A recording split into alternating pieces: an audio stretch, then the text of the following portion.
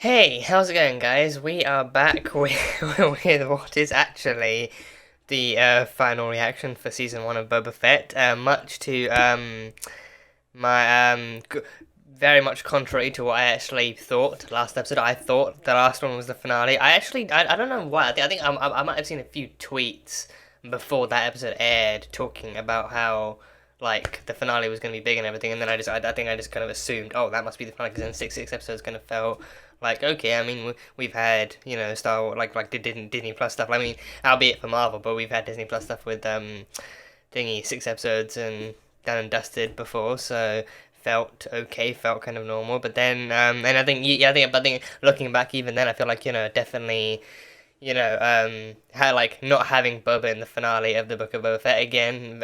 Very many people have agreed that that would feel weird. That would feel very weird. So hopefully, and understandably, this one should feature a lot more Boba and like a more equal amount of Boba alongside any other characters they sort of bring into this. But I think the last two episodes we've had have had Boba very, very minimal, and actually incorporating other characters and other stories into this, which, I think the fandom has kind of felt fairly divisive about. Like with different people arguing different things in different points, and some of them being fair, and others kind of just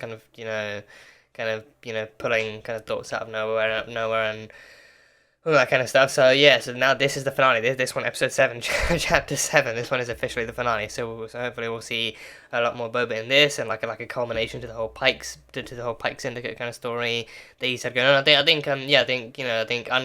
think understandably, like, I think, bigger plot lines have been pushed into those last two episodes combined, whereas with Boba, I mean, with Boba, I think it's not like, for me anyway, like, it's not that he hasn't had as big of a storyline, but I think his story has understandably actually been stretched out across the previous kind of 4 episodes, until the Mandalorian episode itself. So, and I think, then I think people actually did start to talk about how this was, like, I think essentially promoted and marketed to be Mandalorian 2.5, and more of like a kind of stepping stone onto the rest of the Mando stuff, because then Mandalorian started off everything. That's kind of like the main show the Star Wars has got going on right now, and then, understandably, and I think, understandably, character wise, we probably won't get like a much bigger show until something like Ahsoka or even Obi-Wan comes along. We got Andor coming too, I think, based off that guy from Rogue One. So we got Andor coming and everything, which is, I think, given how Rogue One ended, that's most likely going to be a prequel series, so that's cool. But yeah, with this one, yeah, I think just kind of going to see like an end to the Pike Syndicate kind of. Well, I think maybe like an end. I think, because I think even the Pike Syndicate stuff. I mean, I feel like for me, like, they focused a lot more on they understandably focused a lot more on Boba's rebirth through the Tuskens and his integration into their kind of camp and all that stuff going on, and then the Pike stuff was kind of like, like slowly introduced through the side, and then when they took the Tuskens out, they brought the Pike Syndicate back in with all the stuff going on here. So yeah, I think again, like Pike Syndicate stuff, I think, we've there's been all sorts of different theories kind of rolling around ever since the last episode, and even last episode's reveal. We had Cad Bane, live action Cad Bane, our first look at live action Cad Bane in this story. He was brought in, and he's the bounty hunter that's actually working for the Pikes. He's working for the Pike Syndicate, and I think some people also did kind of talk about how, like, especially like calling back to Fennec, to Fennec's land, Fennec's line in episode, I think it was 4, in episode 4, where she herself actually said, like she thought, she felt it was unlikely that that a simple biker gang managed to take out like an entire gang of Tuskens all by themselves. So then people start theorizing, oh shit, maybe, especially because like the Pikes were previously traveling through Tusken land, and then they were told to piss off by Boba. Maybe the Pikes actually sent maybe they sent Cad Bane along, so someone who single handedly could very easily get the job done. Maybe they sent Cad Bane along, but then had him paint the bikers symbol instead to kind of paint them with the actual crime itself. So yeah, so then that's kind of, yeah, that's freaky to think about. That's freaky to think about. So then, he's been working for them this whole time. He's been doing jobs for them. He's been their kind of gunman the entire time, pretty much. So so that's that. But then Cad Bane came along, and he very, very briefly dealt with Cobb Vanth. He killed the deputy, fully killed the deputy, but I think people kind of agreed he sent like a warning shot to Cobb Vanth to not really get involved, or not to, especially like not to, resist against the Pike Syndicate. So Yeah, stuff's been happening, so that happened. Hopefully Cobb's alive. I think whether or not he's gonna come back into this after what happened there, I don't, I don't know. I can't really see it as incredibly likely. But then if he does, then I'm all happy for it. If they can actually get all hands on deck and have as many fighters and as many capable and willing people on board as possible, then all the more the merrier. So that'll be cool. And then yeah, I think we saw Luke. We saw Luke on like his kind of like Jedi planet where things were. And I'm pretty sure that must. I think looking back, I'm pretty sure that must have been the same planet we see him in the sequel trilogy, because I think it's got like the same, pretty much the same scenery, and it's also the same planet where the Jedi school was going to be too. Like the actual androids were building up the Jedi school that later gets destroyed by Kylo, so, or by Ben at that point. So there was that. But yeah, but currently his first and only student is Grogu. His first and only student is Grogu. So we saw we saw Luke and Grogu together, like him kind of training Grogu and him actually teaching him the ways of the Force and all sorts of tips and tricks, and even actually giving him the actual kind of lectures and everything. There's been a lot of discussion about that, and what the ending for that episode could mean, because the ending was then the ending was then Luke actually kind of giving giving Grogu the choice between, because I think Din made Grogu an actual kind of chainmail little Beskar kind of vest t-shirt type thing that was really cool. So that was that, and then I think Luke had Yoda's lightsaber on hand too, so he actually gave him a choice. He either takes the chainmail armor and goes back to Din and stuff, and then like that means he doesn't learn the ways of the Force. He doesn't become a Jedi. He just goes back to Din and lives his life out with him. Or he does take the lightsaber, and then he foregoes any and all other attachments and stuff, and then learns the ways of the Force, but then actually leaves him behind and everything. I think, yeah, again, like that one, I think I kind of had my own kind of thoughts about that, but I think looking back, and especially actually seeing the kind of social media reactions and thoughts and everything, kind of definitely kind of got me rethinking stuff. And then even actually, I think it was actually like after that episode, I actually did get around to, in the space of like 2 or 3 days maybe, I think I actually got around to rewatching the original the entire original trilogy and everything. I think it was just, was it yesterday? I think not yesterday. I think it was 2 days ago. I think the day before yesterday, I actually finished Return of the Jedi, and then actually seeing Boba's death again, because I think I remember Boba dying, like Boba falling into the Sarlacc pit, but I think I just never really knew like exactly how. I just couldn't really remember exactly how it happened, like if he tripped, or if his thing malfunctioned, or if he actually somehow flew over the edge or something. And then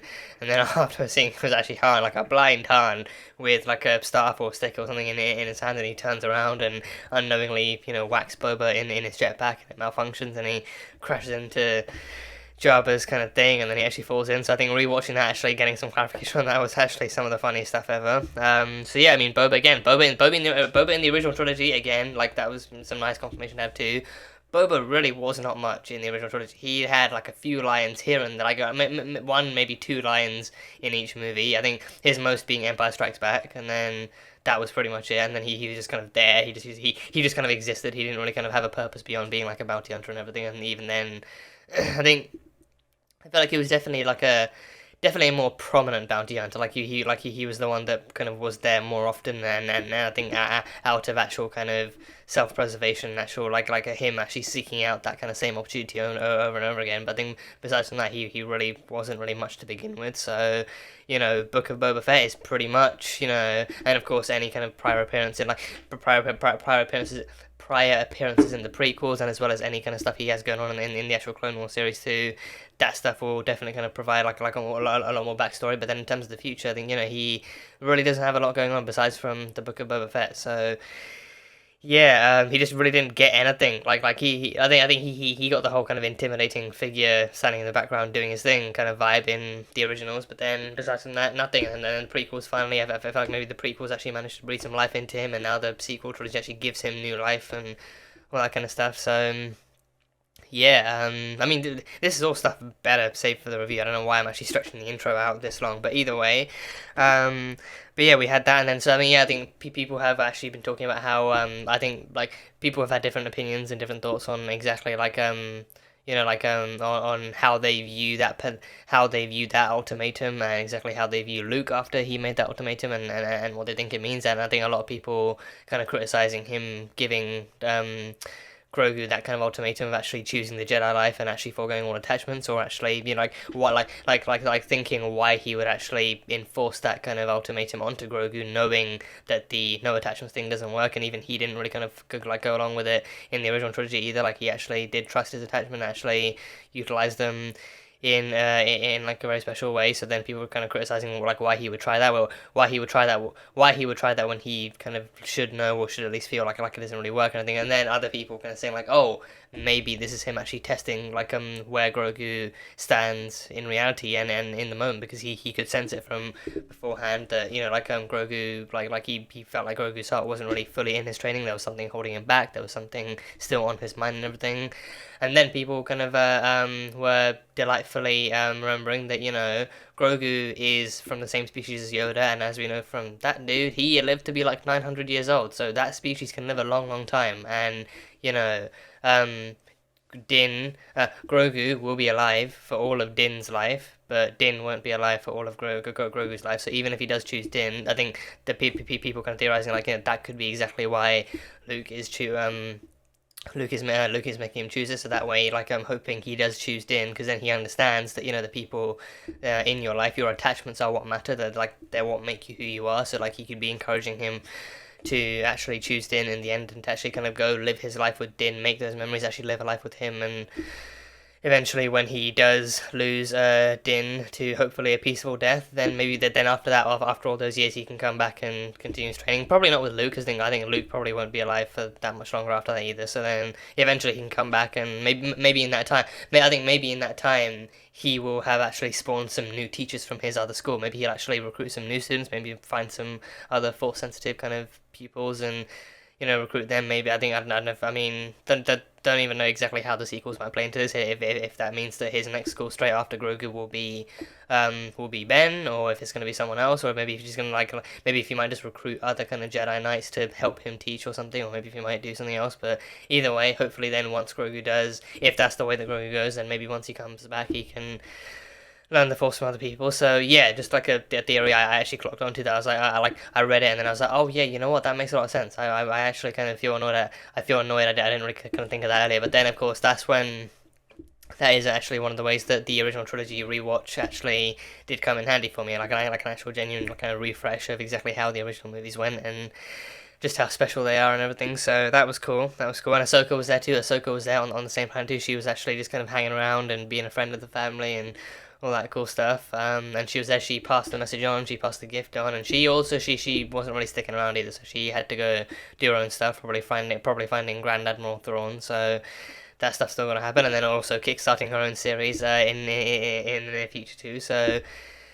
that's cool. Really hope to at least really hope to at least start Clone Wars before her series rolls around. But then I feel like, you know, even with that in mind, I feel like I've still kind of got plenty of time. So hopefully that should kind of be like a manageable and doable thing. So here's hoping.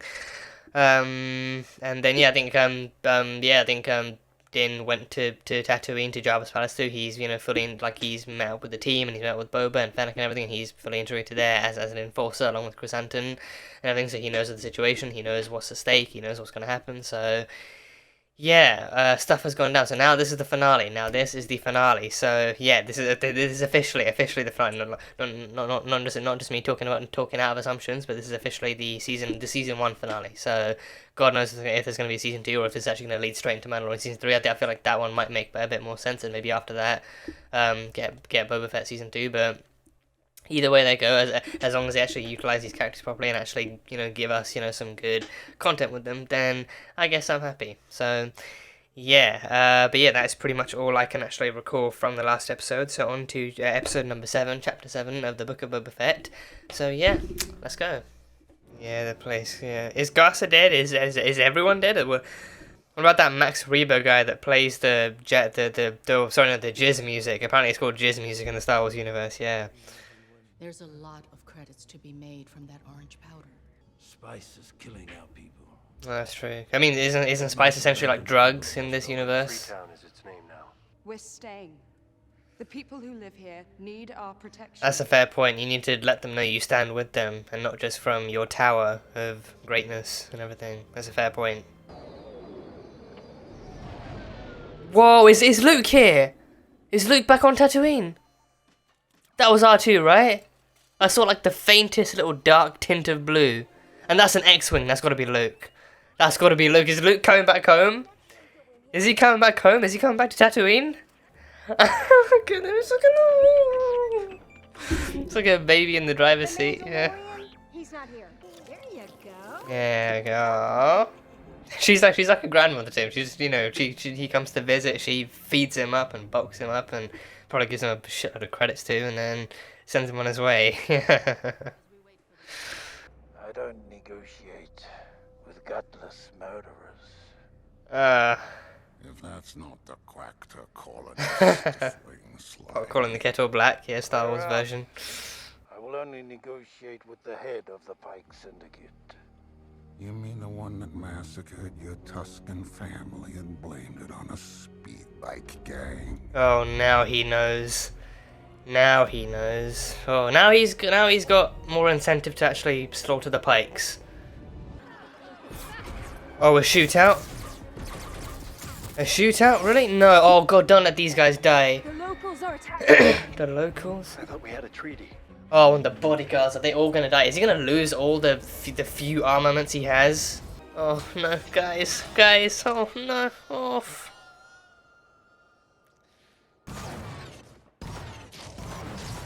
Oh, is Fennec there? Is Fennec there?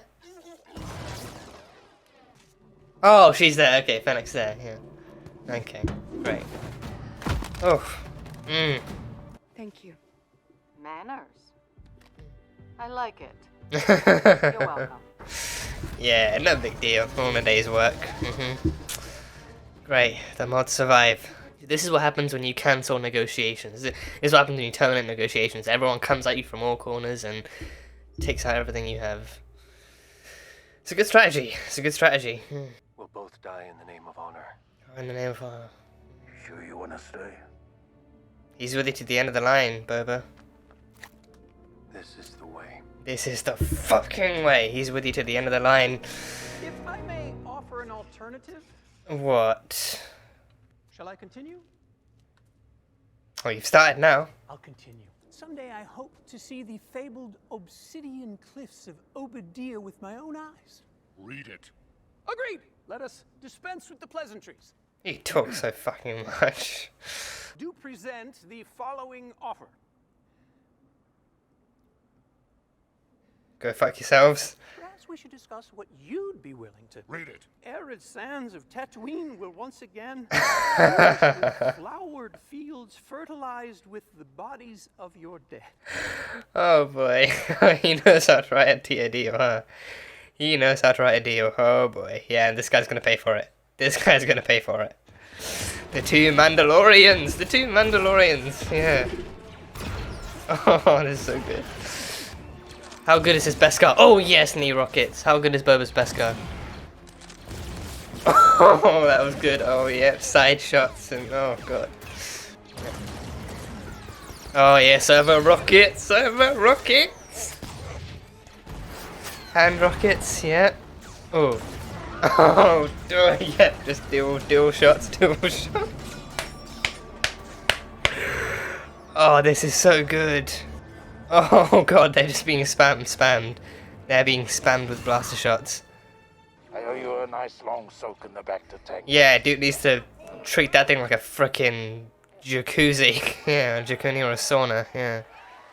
Okay, that can't be it, right? They've surely got something else on the way. A turret? I wouldn't celebrate yet. Is that a turret? Problems. Of course these motherfuckers have shields. Of course they have shields. Why wouldn't they have shields? They're turrets made of whatever. Why wouldn't they have shields to add on to that too? God damn it. Someone get on the machine gun in the thing and start blasting that away. That could surely make a world of difference too. Oh yeah, blast a rocket at it. Yeah, blast a rocket at it. Yeah. There we go. Ooh, did that do anything? No, it's still intact. Still very much intact. Oh boy. Oh, they got bigger blasters.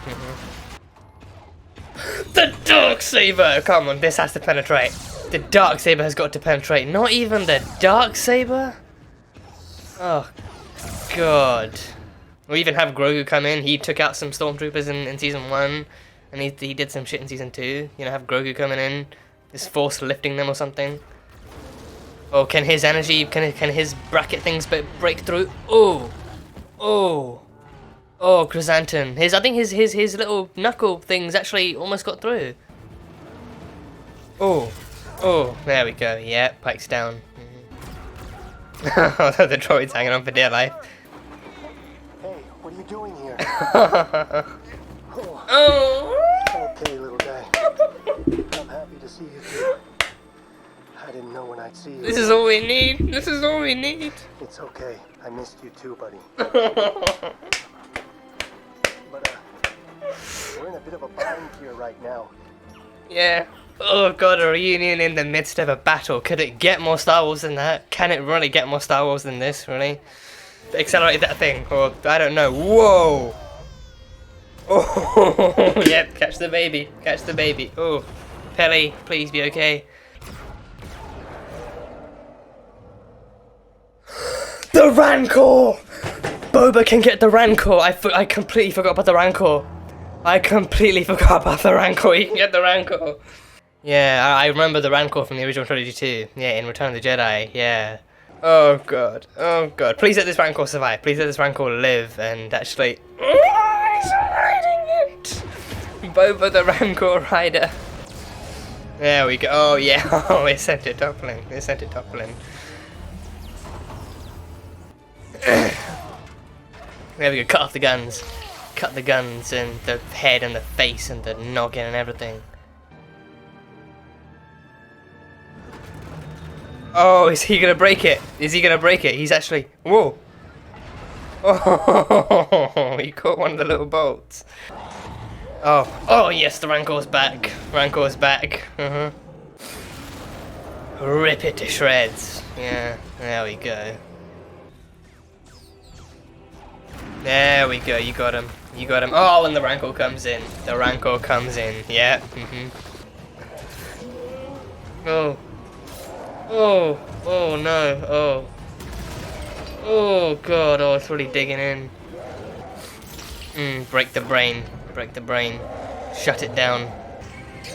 Oh yeah, stab it with its own, yeah, stab it with its own legs. There we go, that's one, yeah. Oh yeah, just smack against the wall, smack him against the wall.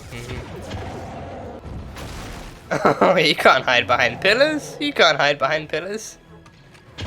There we go. Oh, oh, well, that actually holds it up for him to shoot. Actually holds him up for him to shoot. Oh, and it also takes time for lunch. Oh, Cad's back. Oh, fire. Oh, he's got flamethrowers. He's got flamethrowers. Oh no. Don't toy with me. I'm not a little boy any longer. You are an old man. Oh, so he knew him as a child then. He knew him as a child. Oh, use the quickest hand on Tatooine. Oh, jeez, oh. Turns out it's Cad. Turns out it's Cad. This is my city. Oh. Oh, jeez, oh god, no. Are we gonna kill Boba in his own finale? Are we really gonna kill Boba in his own finale? Consider this my final lesson. Oh. Look out for yourself. Anything else is weakness. Oh! Oh! Oh, does he have his gaffy stick? He still has his gaffy stick! Ah. Oh!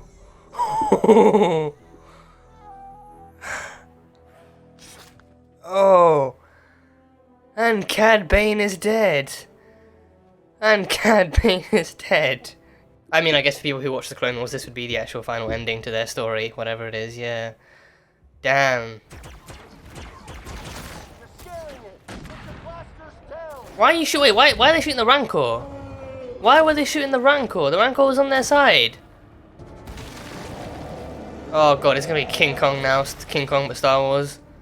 Oh, the little Hang ball. on to this. The little knob. Oh. It's gonna be okay. Oh.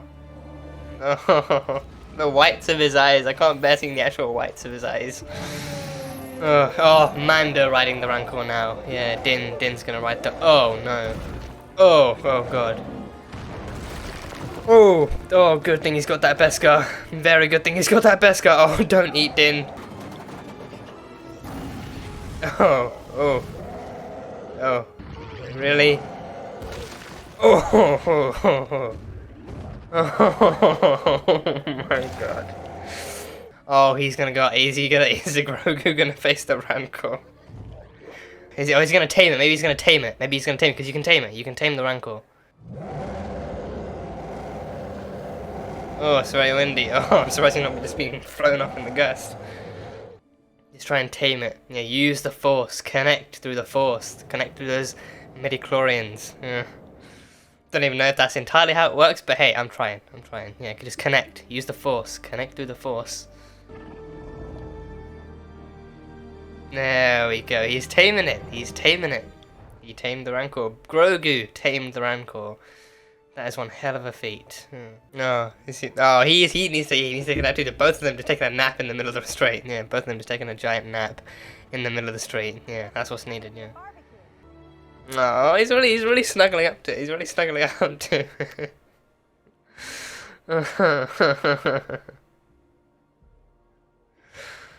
Half of my men were either shot or eaten by a Rancor. Yeah, that's true. What you call and your best bounty hunter has been killed by Boba Fett himself. Oh, Fennec. It's got to be Fennec. Only she would be this good of a shot. Got to be our girl Fennec. Oh, jeez. Oh, killing the mayor. Killing Mok Shaiz. Oh. Fennec. Yeah, that's our girl. Just slaughtered the entire, what was left of the Syndicate. Yeah, and all the other families that were operating with them. Damn, that's some quick assassin work. You should take a nice soak in the Bacta tank. It's being used. Yeah, Chrysanthemum. Yeah, he needs it. Why must everyone bow at me? It's better than shooting. Oh, hey, they recognize you as the new daimyo now. They recognize you. Oh, Chrysanthemum's not in the tank. Who's it being used by then? Who's the tank being used by? Chrysanthemum, you want to share? My melon, go get your own.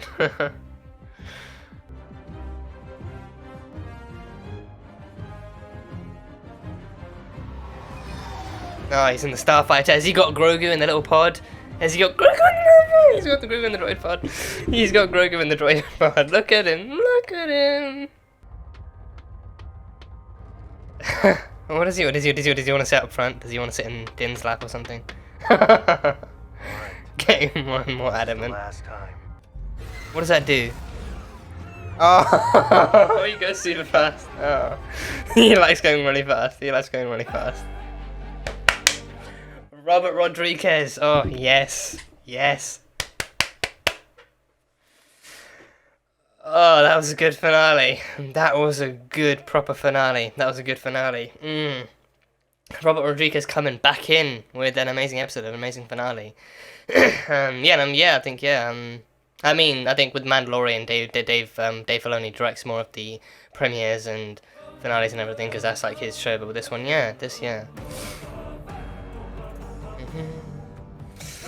Yep. Damn right. Oh god, I'm so happy. She did a great job. Sophie Thatcher did a great fucking job. And him.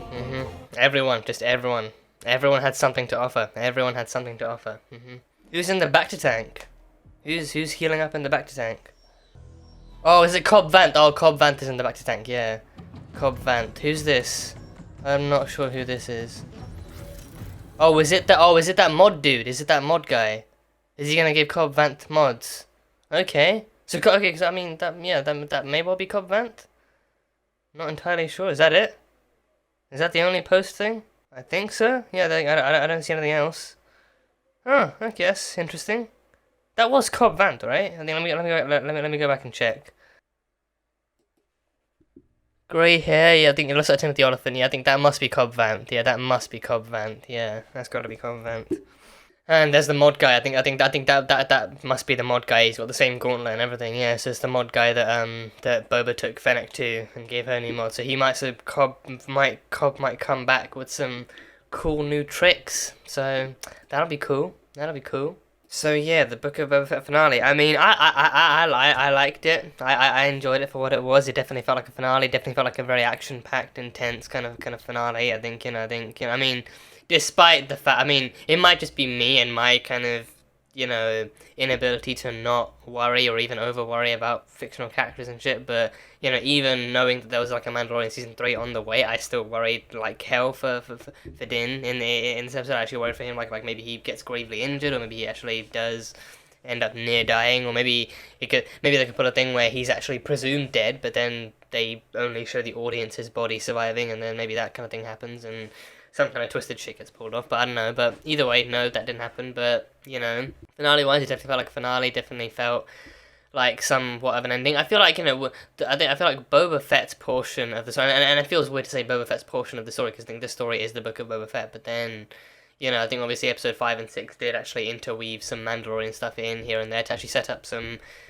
help set up the stuff for Mandalorian season 3. So yeah, because of that, I think it feels kind of weird to say, but I think, I'd say still, I think like the majority of the episodes that we had in this season did focus on Boba Fett and where he's coming from and where he's going and what he's doing and what he wants and everything. So because of that, I feel like I think his part of this story of this season kind of definitely felt like it was more just about rebirthing him and giving him something to actually fight for and to giving him something to work for, which he did. He found a new city, he found a new home, he found new people, lost them, but then he actually eventually found his way to Mos Espa and actually found a city, and he I think actually working out of territory he's actually familiar with too, working out of Jabba's palace, working out of Jabba's territory, and actually trying to be not even living up to that legacy, but then actually reinventing that legacy as his own too. I think it actually gave him something to work for. Could it have been better? Could they have actually given him more to work with? I feel like they could have. I feel like they definitely could have. I think that's also why I think a season 2 is not only necessary, but then it's also not only would I like to see a season 2, but I think it's also something really necessary, because then now I think for an introductory kind of aspect of his continued journey after the original trilogy, I feel like like a season 2 can and should definitely give him much bigger, much more kind of higher stakes things to work for. Because with this it just kind of gave him a simple mission to do, but then actually kind of put in some more over time it put more and more obstacles in his way, and actually kind of made him kind of fear for him and his life and the kind of safety of his city and everything. So it definitely gave him a kind of simplistic enough mission to try and accomplish, but then actually showed him in the end even in the end he needs people, even in the end he needs a team. So it definitely gave him a team in the end, some of which he lost, but then for the most part they all kind of lived and everything. So RIP to the bodyguards, they died, so RIP to them, but pretty much everyone else actually survived, and they get to continue living in Mos Espa, and then I think even that ending, it shows that he's now respected and admired and treated as the new official daimyo. He's the one willing to not only protect them before the battle, but then even in the battle he actually stays behind. He stays in the city.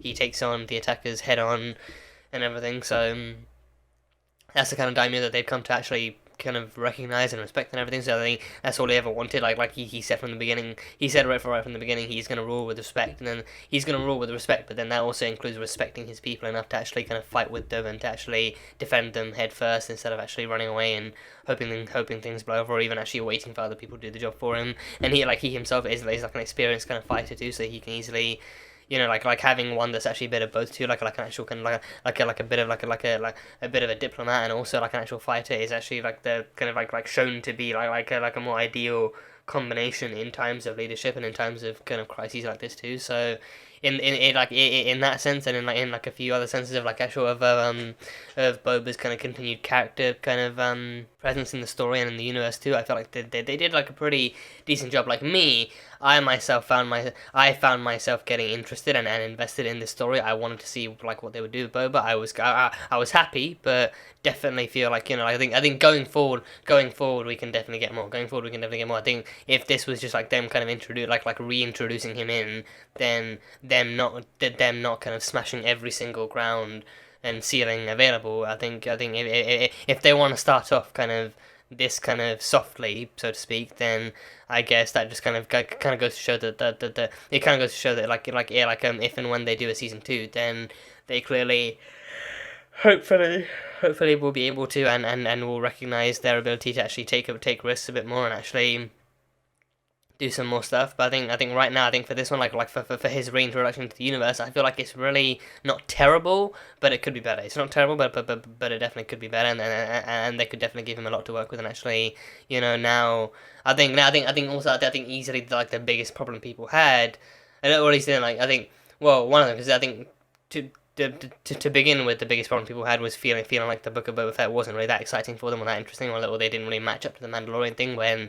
it wasn't trying to, it didn't need to, it was definitely trying to be its own thing within the same universe. But then after that, even the two highest rated and two highest kind of like talked about, and the two most talked about episodes of the show were the ones where Mando took, you know, front and center of the actual spotlight. So then like another character that not only had 2 seasons of his own show, but then actually like a character who actually people recognize and root for and cheer for and actually love and admire so much actually take center stage and actually returns and everything. So that like you know, for a lot of people, it's not really the best look for a season when the titular character doesn't even really have the most prominent role in two of its best or two of its most popular episodes. So that I think that kind of argument definitely does make sense. But I think even then, I think the intention there from the kind of creators was definitely to be like, you know, okay, like this definitely is not meant to be like an episode that actually particularly favors Boba in this case. Like this is meant to show this is meant to, you know, ideally kind of show where his allies are and then exactly how you know, exactly how he's going to find those allies. But then also,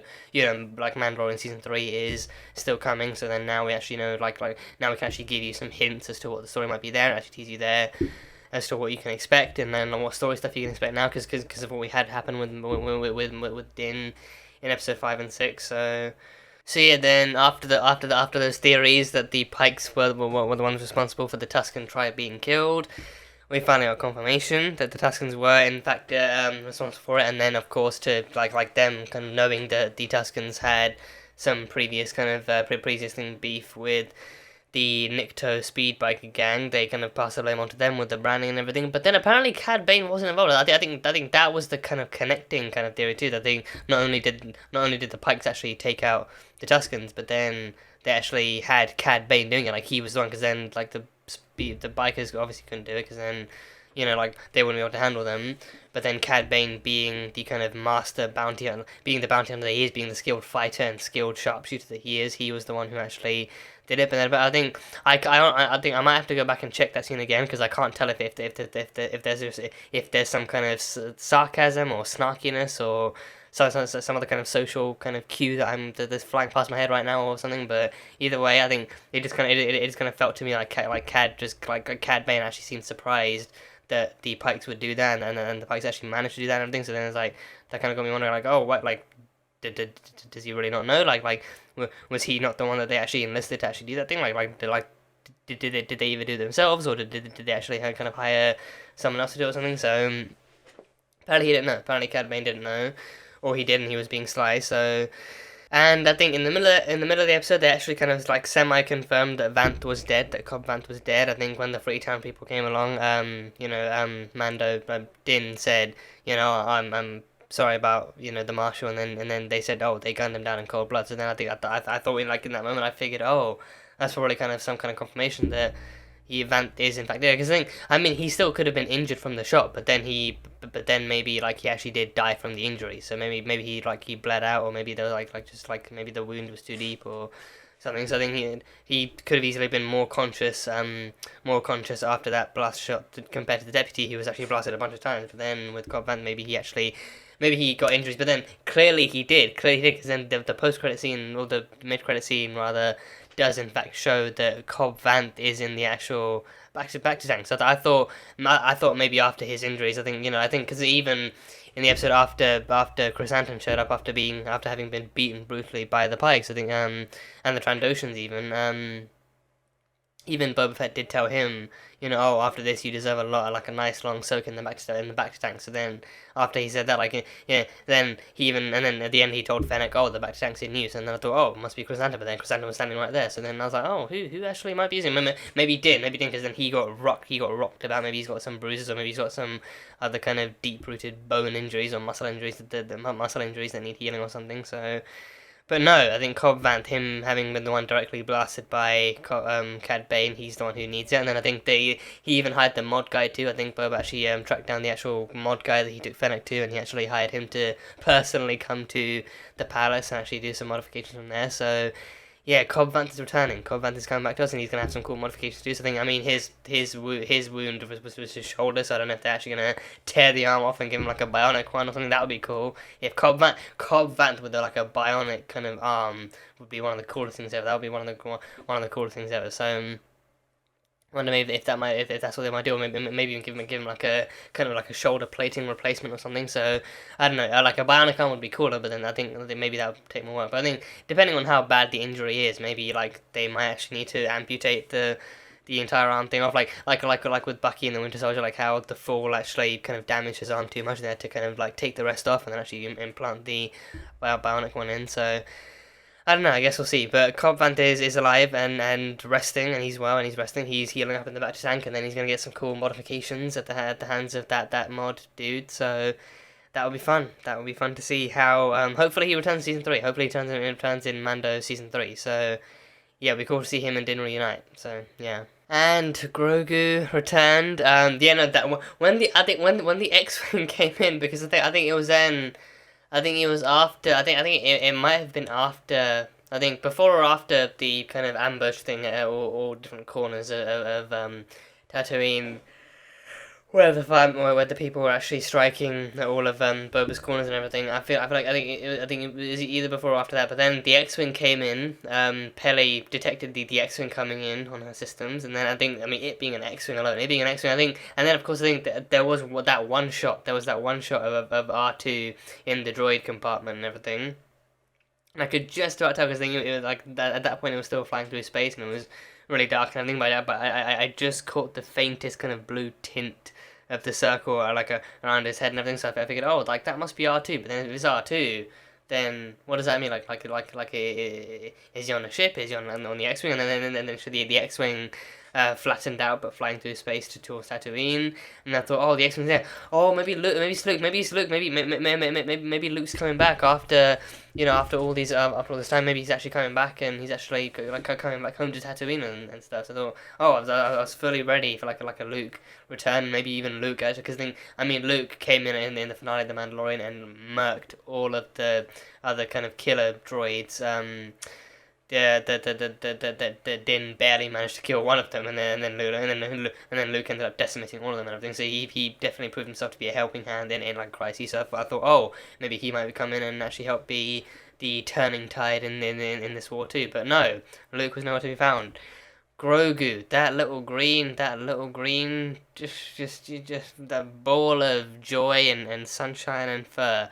That little green boy, he flew with R2. He was fully in the part. I mean, I don't even know if he actually flew, because for all I know, for all I know, Luke knowing that Din would be on Tatooine, and also knowing that because he chose Din. I think we didn't see the continuation of that scene, but then we saw for one thing the fact that he was flying with R2 in Luke's own personal X-wing all the way back to Tatooine where Din was. That was hint number one, and then of course him having actually worn the Beskar underneath. He was actually wearing the Beskar vest underneath and everything. So that those were the two clearest indications that Grogu does in fact choose Din. He does in fact choose Din. So he wants to be with his daddy again. He wants to be with his daddy, and he wants to actually he wants to live the rest of his. He at least wants to have Din. He at least wants to allow Din to live the rest of his life out with him, even if he's gonna live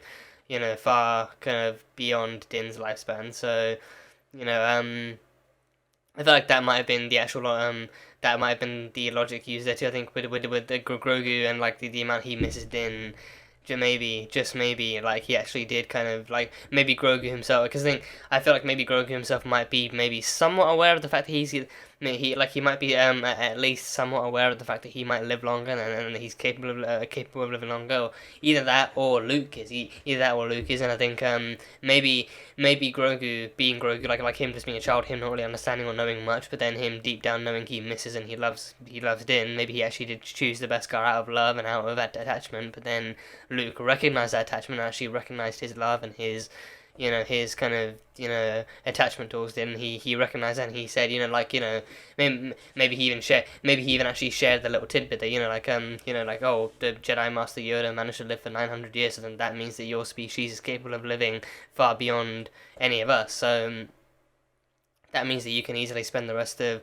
Din's life with him, but then after that you can actually come back to the academy and actually learn the Force with me and everything. So then, but just for now, maybe he actually told him like for now, go be with your dad, go spend his life with him and make some memories and live a good life and be the son to him. So yeah, maybe I think I'm really curious as to I feel like Din kind of has to find that out in season 3, but I don't know exactly how it might go. But either way, I feel like either way, that is clearly the conclusion they reached. So I think I'm wondering if that might ever come back into season 3, if that might come into play or something. But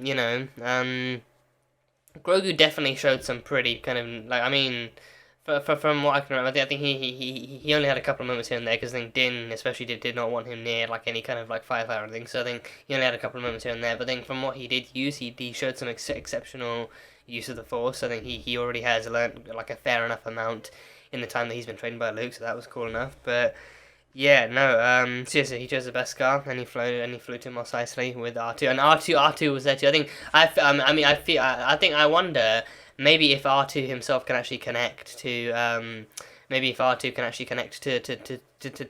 to the ship's mainframe. Maybe he can actually fly him there instead. Maybe he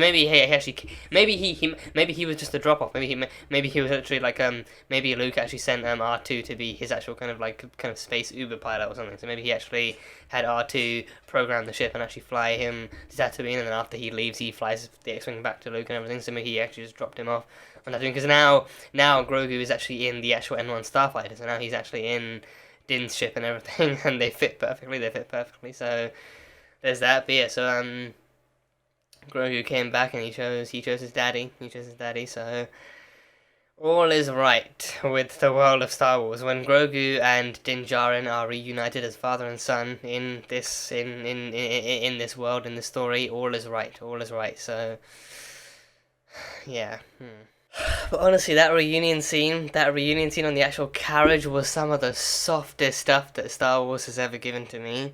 And I love them for it. I absolutely love them to bits for it. That is just some of the softest stuff, the softest content, and it's just like, it's so, it's so quintessentially Mandalorian. It's so Mandalorian. It's like, it feels so Mandalorian in the Book of Boba Fett. And again, I personally don't hate that. I think in that moment, Boba is nowhere to be found. They're not going to incorporate Boba into a scene like that. That one is purely Din and Grogu. It's purely Din and Grogu. Even like Din just hopping onto the back. I figured the entire time when Peli first arrived with that thing, and the blanket then conveniently draped only to her side and only to the other side, not on her side. I figured, oh, she might have. Because I think she can't even show.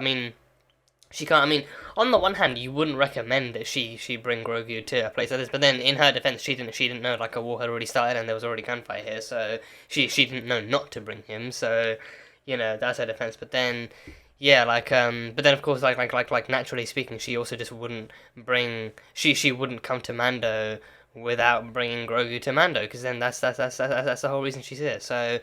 Yeah, but then I think the more that those camera angle shots showed like a bit of like a tent under the blanket too, like an actual Grogu shaped and sized tent, I figured, oh, that kid has got to be hiding under the blanket. It's like a surprise moment to actually show the dad that his son has returned and everything, and then his son chose him and everything. But then the actual reunion in the midst of them running away from like a giant turret, and then all the gunfire and then the blaster fire going on, that reunion was some of the best stuff. Like Din immediately going from Mandalorian fighter to scared as fuck dad, afraid of his son being randomly killed in the field of battle out of his own control and everything, like that scene of him being like, hey, what are you doing here? This is a firefight, what are you doing here? And then the way Grogu literally just leapt into his arms, like that dude, like that hopping he did in the hopping away from blaster fire that he did in episode 5 or episode 6, even episode 6 actually definitely paid off. The hopping he did under Luke's training from the actual remote droid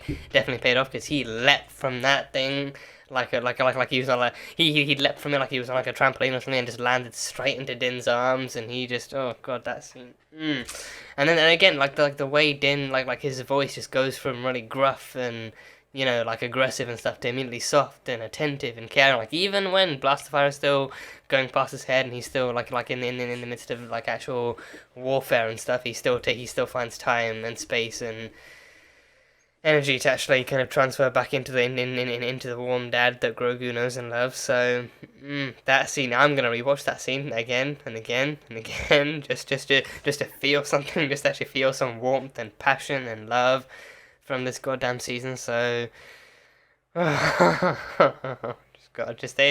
gifted us. They truly gifted us. Us who love Grogu and Mando, and then Din. I keep calling him Mando, and then I just kind of like very reflexively remembered to change the Din. So very much like they were very much gifting the Din and Grogu lovers of these stories right here. So that reunion was everything. That reunion was everything. So yeah. And yeah, I think just overall that kind of, I felt like a lot of people did predict it. I think a lot of people, like majority of people, did predict it, and I think with good reason too. But I think that kind of makes the reveal that he chose Din all the more easier to accept, but also all the more kind of like sensible too. The fact that, you know, like again, like, because I think Grogu has nothing but painful memories from the Jedi. Like, I think he's done Jedi training with Luke, and that's been okay. That's been tolerable. He's been learning some new tricks, and he's been using those tricks here clearly. But then even when that episode gave us a glimpse back into Grogu's memories of previous Jedi stuff, he saw nothing but Order 66. He saw nothing but, you know, Jedi people that he'd been raised with and trained with actually being killed off, and, you know, like nothing but pain and chaos and destruction and everything. So he remembers nothing but the bad from the Jedi in his past, so he doesn't really want to continue on that lifestyle if that's what's destined for him, even with the utmost kind of attachment, refusal, and connection to the Force and all that kind of stuff. But then with Din, he has nothing but the best, most positive memories with Din. He's had the most kind of fun adventures with Din. I mean, you know, sure, it's not been all fun and daisies. People have still tried to kill them. He's still been in danger from Moff Gideon. He's still had like all sorts of different kind of scuffles here and there, and he's still been under threat of death. But then one thing that he's known for sure is that Din would always save him. Din would always protect him. He would turn heaven, hell, and whatever other dimensions exist in this universe. He would turn the entire universe, the entire galaxy, upside down if it meant that he could get Grogu safe again. So he's never really kind of like achieved that sense of comfort or safety or rescue with the Jedi, like the occasion, the exception being his rescue from the Jedi Temple from whoever rescued him, and then actually got him to safety before his memories started working again in like a way he could process. But then with Din, he definitely may well remember being kidnapped or not tortured, but I think he definitely may remember being held captive or kidnapped or whatever. But then he also remembers like Din coming to save him not long after, and Din always manages to end up finding him and everything. And even, you know, like even that one scene in season 2 where that one bandit actually threatened, like a bandit in season 2 threatened to kidnap Grogu, and then Din told him, like, you know, that, like, if you do this, if you hurt that kid, or if you take him anywhere, there's nowhere in the universe I won't be able to find you. So Din is willing to move everything in the universe apart to save Grogu, and that's what he remembers. He remembers Din being soft and fatherly with him, playing games and, you know, treating him like a kid and actually having fun with him, and Din remembers Grogu remembers all that love with him and everything like that. So I think it makes so much sense that he would choose Din. It makes so much sense that he would choose Din, and he would actually kind of choose to spend the rest of his days with his dad, and he would actually do all that stuff with him. I'm so soft. I am so soft for both of them. Just the father-son duo that just, you know, I think for me, this father-son duo rivals that of Anakin. And I mean, with Anakin and Luke, they had the kind of rockiest of relationships in the movies with pain and reconciliation, all that kind of stuff. But with Din and Grogu, nothing but happiness, nothing but joy, nothing but safety, nothing but fun, nothing but, you know, just, you know, like having rocket adventures across the universe and everything. Just the best stuff. Just the best stuff with Din and Grogu. So it makes sense. It makes a lot of sense and a lot of easy sense as to why Grogu would choose Din. So yeah, and again, he's still learned some stuff, so he can easily kind of you know, show Din some cool new tricks he's learned and everything. So yeah, it'll be fun. It'll be fun watching their relationship continue to blossom and grow within season 3. So that should be fun. It should be fun.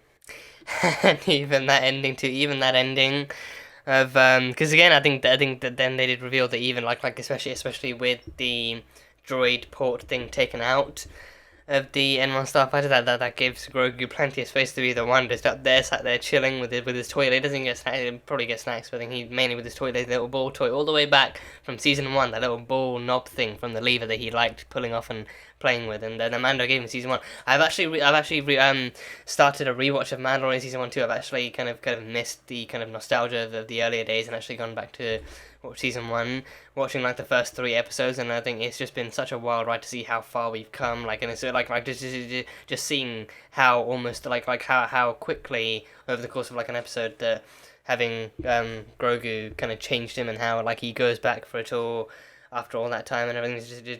Just seeing how far we've come from then is the biggest glow up. So yeah, I've really enjoyed that. I'm definitely gonna continue watching and stuff, so that's cool. But yeah, I think you know, even actually giving him that ball that he loves playing with from the ship, you know, like I think even back in season 2, like that episode, that scene where the Razor Crest was destroyed too. I feel like that and the spear were the only things to survive. I don't know if the ball actually survived or if he had it on his person. I can't remember if he actually had the ball on his person or if he actually survived. I definitely remember him picking up the spear from the ashes, but I can't exactly remember if he actually. I more vaguely remember him picking up the ball. So I think the ball and the spear might have been the only things that survived, or it might have been the spear, but then he had the ball on his person.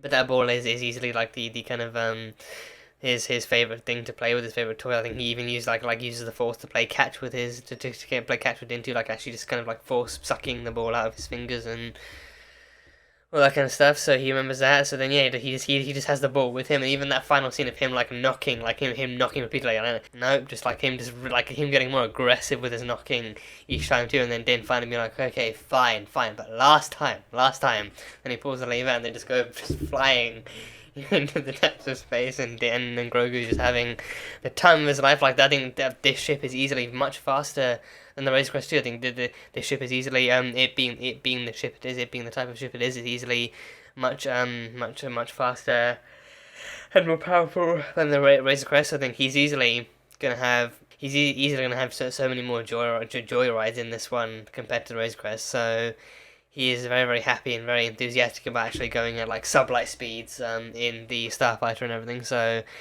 that is really good. That is really cool. So so then we had the whole kind of Boba and Mando, kind of Boba and Din. That was them two being brothers, just being brothers in arms throughout this entire episode. Like them two just being amazing buddies. Like even like that final kind of speech between them two. I think even Boba being like, oh, I guess now that the real fight's coming and you're probably undermanned and underprepared and everything, you're probably gonna leave and probably gonna go on your own way. And he's like, hell no, I'm with you thick and I'm with you through this thick and thin. We are brothers in arms. I'm with you to the end of the line. I'm, you know, we're ride or dies, all that kind of stuff. Like he was like, you know, no way. This is the creed. You know, when you wear this armor, no, even with him having been discontinued and rejected as a Mandalorian by the armor, he still swears by the creed. You know, he still. I think it's I think for Din it might be like a bit of like a mixture of like a habit of having lived and sworn by the creed for all these years, but also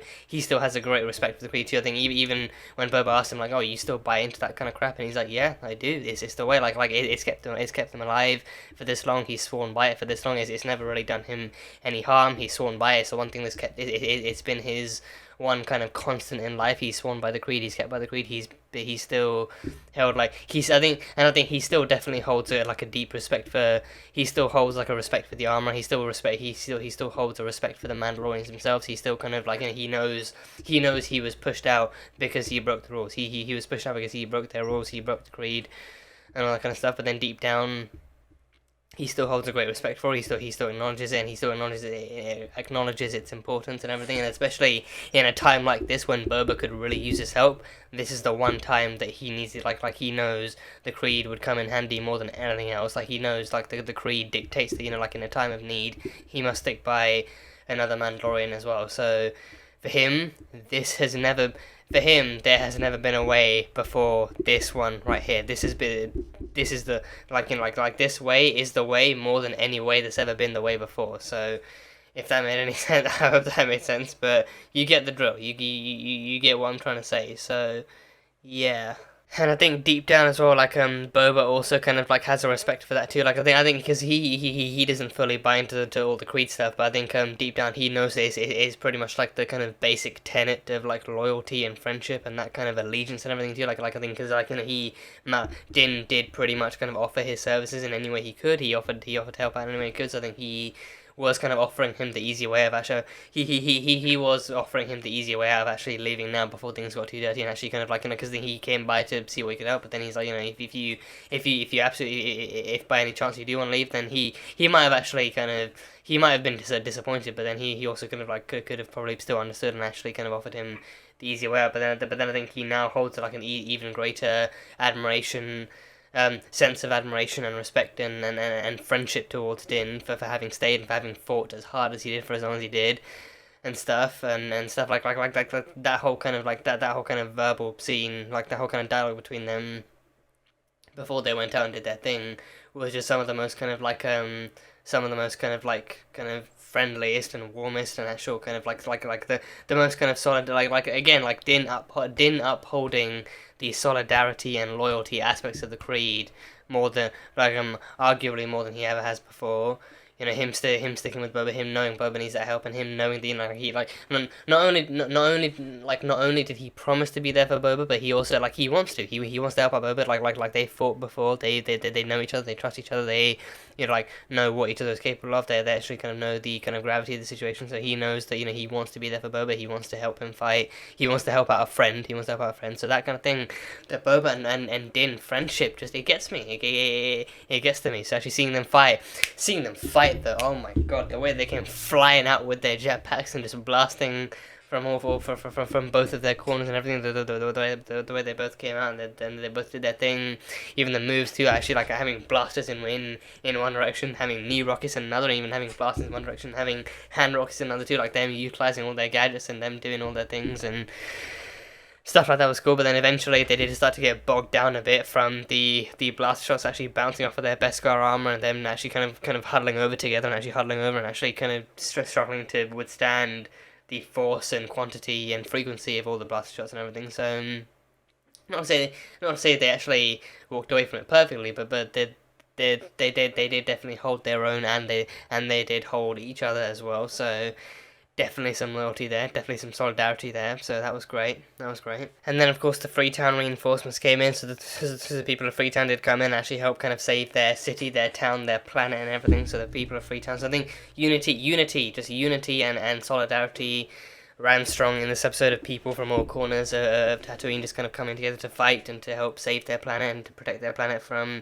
the Pike Syndicate threat and everything. So that was really, really fun to see. And Boba and Din actually leading that charge of people and actually working together to actually do their thing was just some of the greatest stuff. So that was really cool. And then Boba coming out with the Rancor. I don't know why I didn't expect the Rancor sooner, because he had a Rancor. He they brought in a Rancor specifically for this purpose to actually act as that kind of muscle and everything. So I don't know why I didn't anticipate the Rancor before now, but before that scene, because then he said he was gonna go get because I think Din specifically actually established that you don't have any more friends, you don't have any more muscle, you don't have any more people willing to fight for you or actually able to fight for you. So who else are you gonna go call or anything? So when he ran off, I was legitimately left wondering. But then as soon as I heard that roar, as soon as I heard the roar, I remembered he has a Rancor, and that Rancor is going to do some shit. That Rancor is going to do some magic, especially then, remembering the Rancor I saw in the original trilogy too, remembering the Rancor I saw in the movies too, that Luke managed to kill and everything. So then, yeah, like remembering that thing, remembering that, I then remembered what the Rancor looked like, and then I was actually fully prepared to actually see the Rancor coming out too. So then that really shocked me. So then they brought the Rancor, and then Boba was riding the Rancor with the chains on top, but actually riding from the head and everything. He was actually riding the Rancor like Boba Fett riding the Rancor. They executed that perfectly. They executed that really well. They executed that whole sequence really well. Like him coming in with the Rancors against the turrets, and then the sheer force and power and strength of the Rancor actually managing to crush and damage the thing. Because then I figured when the turrets came out, they were in trouble. But then once the shields went up and they started shooting, I figured, okay, it's going to be a case of like, oh, over time, the damage from whatever you throw at it will eventually wear it down. But then it also depends on the power of the damage too. Because then the blasters are, I think blasters still presumably, I think for one thing they can overheat, but then also like presumably blasters still have some kind of ammo,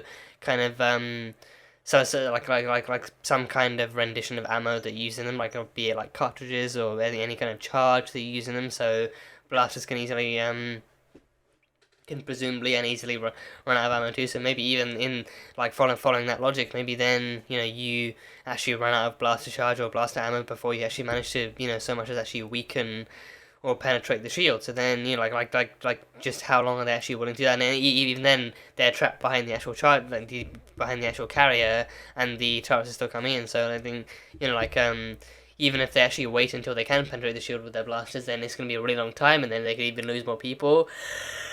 But with the Rancor just has to do one or two just kind of pounds with its fist and its claws, and actually then it can actually turn the shields red. I think the shields turning red was in the sign that, the shield's actually damaged and everything. So then Din spots it, and he actually comes in, still had the Darksaber, and everything. And even with the Darksaber, it wasn't until the shield was actually weakened that he could actually do anything with it. So he then cut through it, and he actually managed to walk through it too, because it was that damaged, and he actually managed to climb up and slice off some of the guns and slice off some of the limbs and everything. So that teamwork was cool. That teamwork was really cool. So Boba Fett with the Rancor. It came in, he came in swinging, and it came in swinging with some superior fashion. So that was great. And also remembering, I think there are a few very blatant shots here and there. I think even in previous episodes, I think not specifically unique to this one, but I think in this one, I kind of did pay recognition to them a lot more after.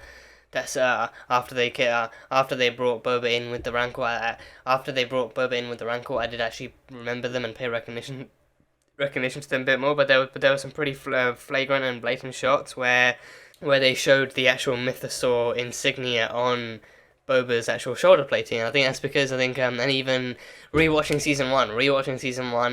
I remember that line from Kuiil where he actually tells I think it's so one of the creatures that he kind of almost loses an arm to in the actual first episode, he tells Kuiil he can't really ride this or tame it, and then Kuiil tells Din your ancestors rode the great mythosaur and everything. I think that's the actual insignia that's on Boba's plate and everything. I think the mythosaur. I'm pretty sure there's either like an animated movie or like an animated segment of the actual Star Wars Holiday Special has Boba Fett riding a mythosaur, like an actual giant mythosaur too. I think that's where that comes from. So then I think even in the episode where he first gets the Rancor, he actually tells Danny Trejo's trainer character, he actually tells him, I've ridden bigger and greater beasts than this before, and then that was actually, and people actually connected that to him riding the mythosaur. So then with this, it's like a great callback to that too, and it's like a great kind of comparison of him being able to ride big and mighty beasts and actually riding them into battle and everything. So that was really cool. But yeah, him riding the Rancor was just top-notch stuff overall, so that was great. And then there was Cad Bane. Cad Bane was in this episode. Cad Bane, I would have liked to see more from him. I would have liked to see some actual action from him. I would have liked to see, the most action we got from him was, the kind of 5 minutes we got from him at the very end before Boba fought back with the gaffy stick. He still has the gaffy stick. He brought the gaffy stick back in some really great style, and I think he used that. But then I actually would have liked, you know what I would have liked to see? I would have liked to see Fennec, Din, and Boba versus Cad. Like maybe even hand to hand. Maybe even like a hand to hand, like a triple tag team thing of like Fennec, Boba, and Mando, of the Din going up against them hand to hand. Maybe even actually like maybe them actually trying to take shots and them kind of successfully, like semi-successfully managing to take a few pot shots at him, but then him dodging and firing at the same time too. But then eventually one of them gets in close, and another one gets in close, and another one gets in close, and maybe it's actually then goes from like some solid marksmanship to then to going hand to hand to and actually testing his hand to hand combat. Just like a longer fight scene, like some longer combat with him would have been really really fun to see. Especially for someone like me who hasn't yet seen Clone Wars, so but yeah, but then he actually then then like brought out the gaffy stick and actually managed to dodge the final kind of blast shot and everything, and then he actually managed to fight back and floor him, and then he finally went in for the stab. He went in for the stab kill, and actually he killed Cad Bane. He finally put an end to Cad Bane. So yeah, that happened. Yeah, I think I mean it started in the last episode with Cad Bane telling Cobb Vanth that Boba Fett is a cold-blooded killer and everything, but then even in this episode he kind of like the way he talks, like the stuff he says too, like him saying like oh you've still got your father's blood pumping through your veins, you're a killer, you're ruthless, and you're this, that, and the other. Like everything he says kind of definitely signifies like some kind of shared history between them too. And I think even with Boba saying like oh I'm not a little boy anymore and you're just an old man, so like him like that kind of direct reference to them, to Cad potentially having known Boba as a child, but then of course with Cad being from the Clone Wars and Boba being Boba, that can only happen in the Clone Wars. So I think definitely signified some kind of actual known and shared history between them and the Clone Wars, and them presumably even having fought each other in the Clone Wars, and actually having I think even Cad Bane saying like I've even beat you out on several kind of bounty missions myself. So maybe Cad being the actual professional bounty hunter, and maybe Boba being the one who actually kind of decides to adopt his father's kind of profession, actually tries to become one himself, but then he gets kind of beat out by this kind of sheer professional who looks down upon him and sneers at him and everything. So that kind of history is definitely kind of signified. And I think that's like I think that kind of dialogue was definitely like definitely felt like a fair balance between actually like some kind of actual fan service towards the people who have watched the Clone Wars and who have actually familiarized themselves with the history between the characters, but then also like a nice enough kind of reveal and a hint to like somewhat more casual viewers like myself. So having that there was interesting. So I think that makes me even more intrigued to actually get into Clone Wars myself and actually see what the history is there and exactly see what leads up. Because then I think the fact that he dies, I definitely then feel like the fact that he dies might not sit well with everyone. I feel like the fact that he dies here and now might not sit well with everyone. Like, I think some people might feel like it's it. I think people who know about the Clone Wars journey may well feel like maybe this actually might feel like a suitable ending. Maybe they finally kind of get Cad Bane done and dusted once and for all. But then maybe others. I think for me the only issue was that for me I think they just kind of the fight scene seemed a bit too short.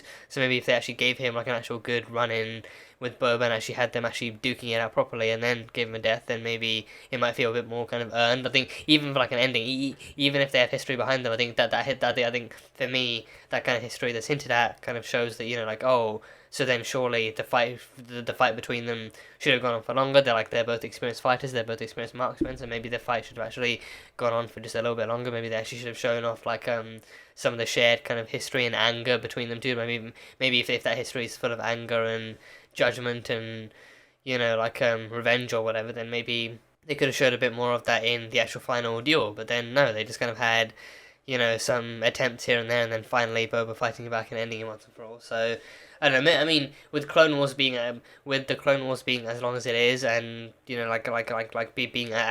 as a lengthy of a series as it is, maybe it's actually filled to the brim with plenty of Boba and Cad Bane content. So maybe this being as short and sweet as it was actually like an actual final homage to the fans of actually now the final scene you get is actually somewhat less drawn out, somewhat less dragged down and everything. So because then you never really want to drag a fight scene out too much, but then I feel like they definitely still could have actually gone on for just a little bit longer. So Yeah, but either way, Cad Bane is gone. I think even that final shot being like an actual slow motion panning of the camera over his body and over Boba's body and over Cad Bane's body too, actually kind of signifying that like this is like an actual death scene for Cad Bane too. And then even that final shot panning over his body, showing the very neatly placed kind of stab wound in the center of his chest, and Cad not even moving like an inch.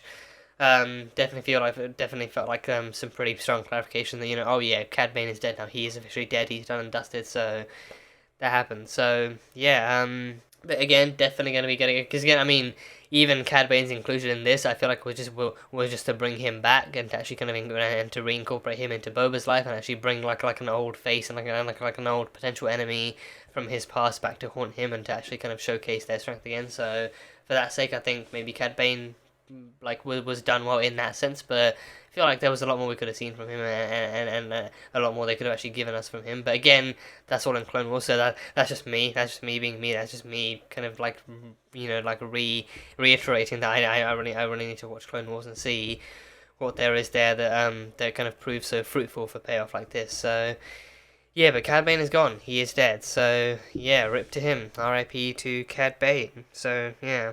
And yeah, Fennec was doing stuff too. Fennec, you know, she single-handedly took out the rest of the Pike Syndicate too at their base, and even Mok Shaiz, and she hung Mok Shaiz on the cable. She took out the Klatooinians and the Trandoshans. She took out the Pike. Fennec was doing bits. Fennec was also, I think Fennec was not nearly as visually prominent, but she was still in the background. She saved the mods. She saved the mods when they were being ambushed. She saved them. And then, you know, like, they even actually managed to thank her too. I think that the one girl that was there, she managed to thank her and actually, you know, pay respects and manners and everything, so that much Fennec appreciated. But I think, you know, Fennec was definitely in the background pulling off expert sniper shots and doing expert assassin things. She's a master assassin. She's master assassin Fennec Shand, and they very, very sneakily and very, very cleverly and very, very like intelligently actually paid respect to her too, because I think that she's a master assassin because she isn't seen. She kills and she isn't seen. So the fact that not even the audience can really see her, but then she still manages to get all of these cool shots in and actually manages to get the job done is a testament to her ability. So yeah, and I think we definitely saw like a fair amount of her actually in the first half of the episode before the attack. So, you know, Fennec was still here, she was still here, Ming was still here, playing the character to perfection as always. So Fennec was really cool. So yeah, I think the bodyguards were really the only ones that really died. The bodyguards actually just got actually kept on getting like teetered to the edge of the cliff and everything until they actually fell to their deaths. But pretty much everyone else lived. Like the mods lived, Chrysanthemum lived, Boba lived, obviously. Din lived. Fennec lived. Everyone but the bodyguards were the only ones that didn't make it, and they got arguably the most painful death of all, just kind of falling to their deaths from a great height and everything. So they were the only ones. So R.I.P. to them. The bodyguards were great. The bodyguard from the beginning, they pledged loyalty to Boba, and they fought for him. They fought for him. They fought with him. They did their job great. But in the end, the cards just weren't aligned up for them. So very, very sad. But yeah, the bodyguards were the only ones that didn't make it. So yeah, R.I.P. But yeah, overall, I think this season, I've enjoyed the season. I personally have enjoyed the season. A lot of people will disagree, and if you do, more power to you. If you didn't like if you didn't like this season, this show, if you felt like it kind of underperformed or whatever for whatever reason, then yeah, absolutely more power to you. You know, I think I personally kind of really did enjoy what they did with Boba's character, how they kind of reconstructed him, and how they actually literally rebirthed him from his demise in the original trilogy. I think because I actually did my rewatch. I actually started my. Well, I mean, I definitely finished my rewatch before this finale, but I think I actually started my rewatch. I think after episode 5. I think after episode 5, I think I actually.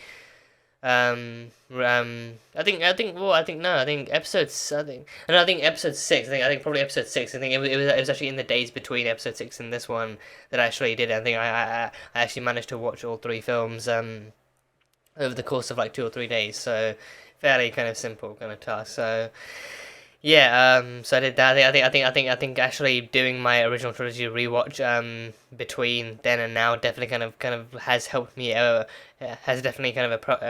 me appreciate this series, like this season and the story just that much better as well. Actually understanding actually gaining like a clearer understanding of just how little Boba Fett was used. And I mean I'm not even really sure you can say. I mean, maybe I mean if you're gonna compare it to this, then you can definitely say Undies. But then even like I think the original plan back then was just to have him as Boba Fett, like just to have him as that kind of bounty hunter that was actually in the background and actually doing all these kind of things for Jabba and the Empire and everything. But then, they probably didn't really kind of plan to go as far as they did with him here.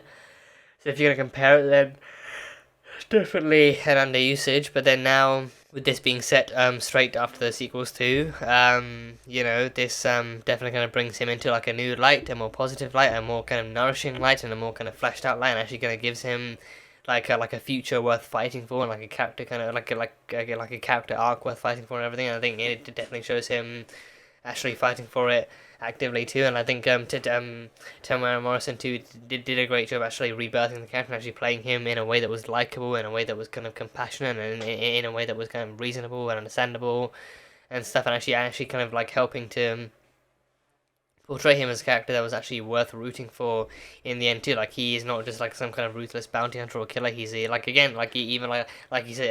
says in the Mandalorian season 2, he's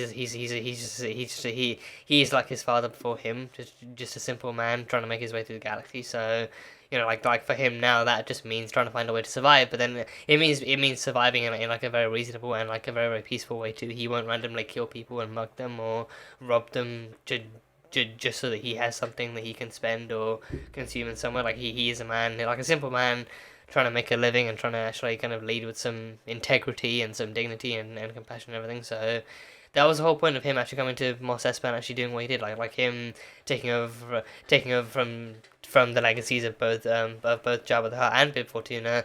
He was going to reinvent that legacy into something more positive and something more respectful and something more kind of like admirable. His episode with the Tuskens is some of my favorite content we've had from this show so far too. Like him working with the Tuskens was a really fun, really positive, really uplifting kind of thing to see. Like them giving him like a fresh new start and then teaching him some new things and giving him the new path that he kind of craved in life too was actually a really, really good sign. And then like seeing how that led him down that path to meeting Fennec and eventually finding like a new hope and like a new home and like a new story with her too, definitely felt really fitting. So that was really, really cool. And yeah, I think for me, I think my kind of enjoyment of episodes 1 to 4 still stand in pretty strong kind of sentiment and strong kind of solidarity with the story they were writing, with the story they were giving us. I think even then, regardless of if I enjoyed the Mandalorian episodes more or not, I think for me the point still stands that I actually did still enjoy the Book of Boba Fett story, and I think I did still enjoy the story stuff they gave us with Boba Fett, and actually and the people he interacted with and things he did and the story he was given, for me still seemed kind of worthy of investment and worthy of interaction and encouragement, and actually kind of seeing where the story goes, where it takes him, or what he goes through, like how he kind of works to better himself and actually works to find himself again after all this time. So that stuff was really cool. And yeah, like I said again, if and when a season 2 of this is announced and it does come, they definitely could give him a lot more to work with, and definitely could give him a lot stronger stuff to work with, and like actually kind of showcasing him in maybe a bit more of a harsher or more kind of tough kind of thing. Because I think the greatest thing to put him through his paces as a character would be taking everything that he's actually learned as the Daimyo and as the new Boba Fett here in this season, and then putting him into a new season where the enemies are tougher and the environment is a lot harsher, and he has to really kind of decide exactly what kind of Daimyo he's going to be in, and if his way is pretty much the way that's going to work for everyone and everything. But just overall giving him some actual stuff to work with in season 2. I think if there is going to be season 2, because even this show, they actually teased us at the end of Mandalorian season 2. So I wonder maybe if we don't get anything until the end of Mandalorian season 3, and then maybe that's when we get the actual Book of Boba Fett season 2 coming out or something. So I don't know. I'm not too sure, but I think either way, I definitely would love to and would enjoy seeing a season 2 to this. Presuming they actually kind of again boost it up a bit more, actually give him more to work with and everything. So that should be fun. But or otherwise, even actually bring him into Mandalorian season 3. Actually, I absolutely bring him into Mandalorian season 3, and maybe even do like a reverse what they did here. So I think here in season 1 of Book of Boba Fett, they had 2 Mandalorian centric episodes to actually help build up season 3 of the Mandalorian. So maybe in the Mandalorian season 3, have 2 Boba Fett centric episodes to help build up the Mandalorian season to help build up the Book of Boba Fett season 2. So maybe actually kind of give like a bit of a bit of a switcheroo and actually kind of give Mando the same kind of episode centric treatment. They give Boba the same episode centric treatment that they give Din in this season. So then maybe that's what's fair. So yeah, but either way, definitely looking forward to seeing what the Book of Boba Fett kind of like what the future of Boba Fett holds for us. If he just kind of ends up cameoing and actually having episodal kind of performances and appearances in other shows, or if they actually do decide to give him an extra chunk of story to kind of work through with Fennec and everything. And I've absolutely loved Fennec too. I absolutely love Fennec in the season 2. Like she has been the most consistent and most equivalent and most kind of precise kind of partner that Boba could ask for, and she's done nothing if not hold up her end of the deal and actually holding her own against multiple enemies and everything. So like she has been really great to watch. She's been absolutely great to watch. So can't wait to see more of her. But yeah, just story-wise and season-wise and show-wise, I've enjoyed this. I've really enjoyed this. Again, definitely feel like we could have had a lot more, and in some cases we could have had like a bit better. But regardless, I enjoyed what they gave us. I kind of learned to, kind of like see it as the kind of feel good and kind of kind of inspirational kind of story that it was and everything. So I've enjoyed it. But yeah, that's pretty much my thoughts on that. So yeah, and the plan is also to try and get into Clone Wars soon. Is to get into Clone Wars very soon. But I think I've already seen the first episode of the Bad Batch too. So I think my kind of and I know the Bad Batch definitely takes place after Clone Wars too. And I think that's why people say like you don't need to watch Clone Wars before Bad Batch. But then there are some references in there that would probably hit harder and make more sense to you if you've watched Clone Wars. I think my current kind of consideration right now is to get through Clone Wars and then finish off Bad Batch after that. So I guess we'll see what happens. But yeah, either way, yeah, that's pretty much all. I think it's pretty much all I've already got. I think I've covered all my bases notes wise and everything. I've covered everything. Everything else I actually want to talk about. I think I've definitely kind of remember the episode vividly enough to actually kind of have covered my bases there too. But yeah, I mean, I think even as like a general ending to the story too, I think I think this episode definitely kind of serves as a very, very well built up finale too. And I think having them all working together to finally take down this threat and actually having them all reunite for this one common goal was a really, really cool thing to see. So yeah, I liked it. So yeah, that is all from me for now. All my initial thoughts on this. Again, casual-minded fan here. Eager to learn more, but still casual-minded. Or at least casual in terms of actual knowledge, but not necessarily casual-minded, but casual in terms of actual knowledge and intel that I actually have on hand. So yeah, but either way, that was all my initial thoughts on this finale. So loved it. Let me know what you thought and everything. So yeah, that was the Book of Boba Fett, Season 1, Episode 7, Chapter 7. So thank you guys, as always, so much for being here and for watching this video. If you guys enjoyed it, then feel free to leave a like and comment what your thoughts are on this finale and what you thought on this show and what you look forward to seeing from Boba Fett. If it's like a Book of Boba Fett Season 2, or if it's actually like more like a Mandalorian kind of style cameos and episode appearances in the Mandalorian Season 3 and just whatever else you'd like to see from Boba Fett in the future. Full-length reaction for those interested will be over on Patreon, so you can go check that over there. And yeah, that is pretty much it. So until the next time, bye bye for now.